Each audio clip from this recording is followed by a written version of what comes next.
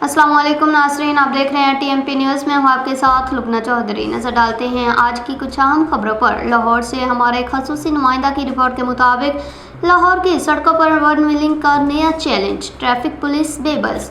लाहौर में एक और सनसनीखेज वीडियो ने ट्रैफिक पुलिस की कारकर्दगी पर सवालिया निशान लगा दिया है। वीडियो में एक नौजवान मोटरसाइकिल पर वन व्हीलिंग करते हुए अपनी गर्लफ्रेंड को साथ बिठाकर शहर की मारूफ शाहराहों पर दंदनाता नजर आता है, जैसे ट्रैफिक कवानीन को खुला चैलेंज दे रहा हो। सिटी ऑफ लाहौर ने ट्रैफिक पुलिस को मरात, तरक्कियां और सहूलतें दिलवाकर पाबंदियों पर अमल दरामद की उम्मीद बांधी थी, मगर वन व्हीलिंग जैसे खतरनाक रुझानात अब भी खुलेआम जारी हैं।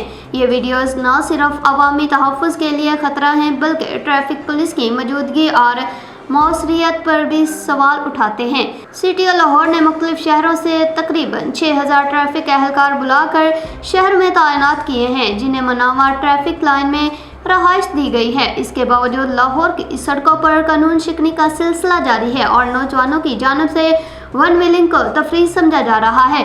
यह सूरत हाल ट्रैफिक पुलिस के लिए एक बड़ा इम्तिहान है। सवाल ये है कि इतनी बड़ी नफरी के बावजूद लाहौर की सड़कें क्यों गैर महफूज हैं? क्या कानून सिर्फ कागजों तक महदूद है?